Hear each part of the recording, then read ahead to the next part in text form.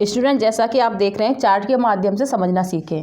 तो स्टूडेंट, मैं आपको पहले ये क्लियर करना चाहती हूँ कि क्लास 9 के बच्चों के लिए चैप्टर 13 है जिसका नाम है सरफेस एरिया एंड वॉल्यूम्स।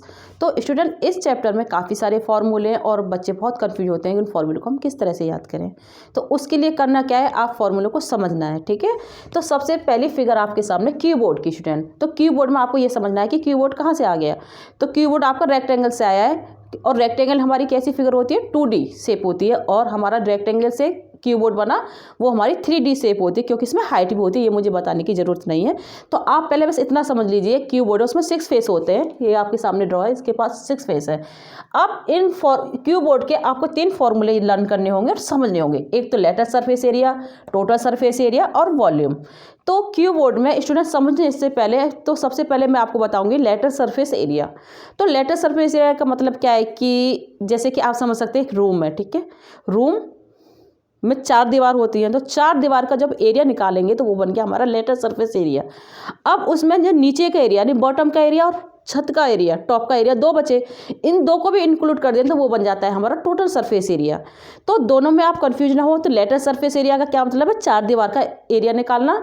और टोटल सरफेस एरिया क्या होता है, बॉटम और टॉप का एरिया भी उसमें इंक्लूड कर देना। लेटर सरफेस एरिया मतलब टोटल सरफेस एरिया बन जाता है। यहाँ तक आपको समझना है।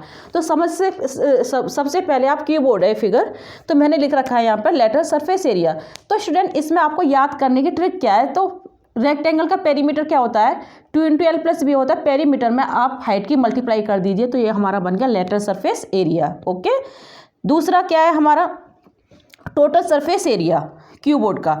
तो अब इसमें क्या करना है आपको कि अभी जो हमने लेटर सरफेस एरिया निकाला था तो उसमें 2 और रह जाते हैं हमारे नीचे, यानी बॉटम का एरिया और अप ऊपर का एरिया, उनको भी इंक्लूड कर देंगे तो हमारा जो फॉर्मूला बनेगा तो 2 × L + B + BH + HL इसका फॉर्मूला हो गया जो आप याद कर सकते हैं। Next student, volume.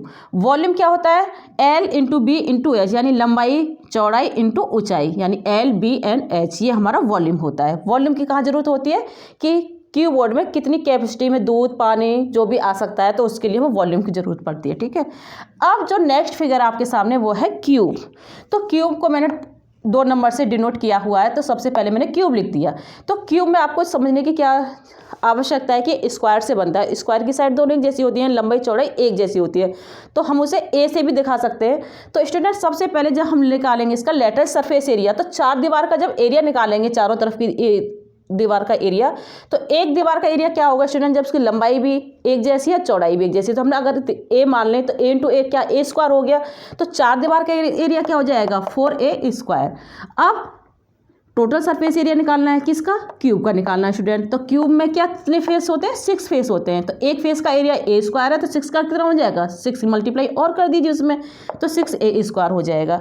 और इसका वॉल्यूम क्या होगा क्यूब का, L × B × H होता है। तो लेकिन यहाँ पे तो सभी साइड एक जैसी हैं स्टूडेंट, तो A × A 3 बार करो तो A³ हो जाएगा। 2 फिगर आपके समझ में आई होंगी।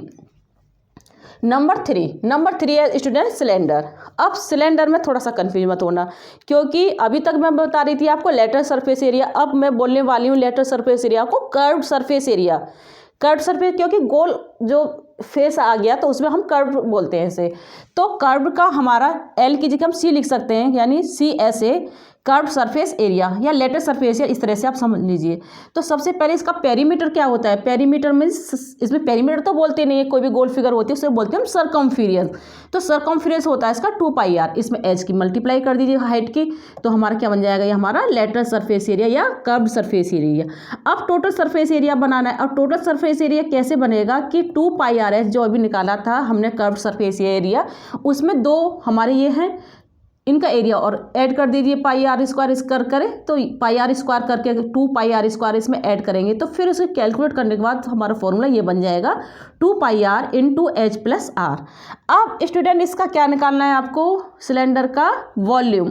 तो वॉल्यूम कैसे निकालेंगे, जो नीचे की हमारे जो इसकी पैंदी है, तला है, जो भी इसका बॉटम है उसका एरिया। तो एरिया क्या होता है गोल फिगर का, πr², इसमें हाइट की मल्टीप्लाई कर दीजिए πr² H। यहाँ तक थे फॉर्मूले तीनों क्लियर हुए। नंबर 4 पे स्टूडेंट हमारे पास कौन है, यहाँ पर कौन आपने देखे भी होंगे। तो कौन में पहले थोड़ा सा मतलब ये समझ लीजिए कि इसमें आपको क्या समझना है कि कौन को अगर हम यहाँ से काट दें तो वहाँ पे जब इसे खोलेंगे तो हमारी जो साइड है ये वाली एल बोलते हैं, जिसे स्लैंट साइड बोलते हैं, ये हमारी रेडियस है, यहाँ पर हाइट है। तो स्टूडेंट जिसका फॉर्मूला जो curve surface area, lateral surface area जो भी निकलता है वो आता है पाई आर एल। इसे सॉल्व करने के बाद आया ये, ठीक है। फिर इसमें जो हम टोटल सरफेस एरिया निकालेंगे इसका तो बनेगा पाई आर इंटू ब्रैकेट में एल प्लस आर बन जाएगा। अब स्टूडेंट इसका वॉल्यूम क्या होगा, 1/3 पाई आर स्क्वायर एच, ठीक है। जो हमारा सिलेंडर का एरिया था उसका 1/3 होता है हमारा कौन का वॉल्यूम। नेक्स्ट फिगर आपके सामने है 5 पर स्फेयर। स्टूडेंट स्फेयर में क्या समझ, स्फेयर होती कैसी फिगर है, कोई भी गोल फिगर स्फेयर नहीं होती, जो इस तरह से गोल हो, ठीक है, वो स्फेयर होता है, जैसे कि लड्डू, बॉल, ये हमारी क्या स्फेयर है, ठीक है। अब इसमें सबसे पहले कर्व सरफेस एरिया निकालना, तो एक लड्डू में एक ही फेस होता है स्टूडेंट, तो इसमें एक ही या तो सरफेस एरिया बोल लो या लेटर सरफेस एरिया बोल लो या टोटल सरफेस एरिया बोल दो, एक ही एरिया होगा। तो हमें ये कर्व सरफेस एरिया क्या होगा, इसका 4 पाई आर स्क्वायर होगा, और वही इसका टोटल सरफेस एरिया भी 4 पाई आर स्क्वायर ही होगा।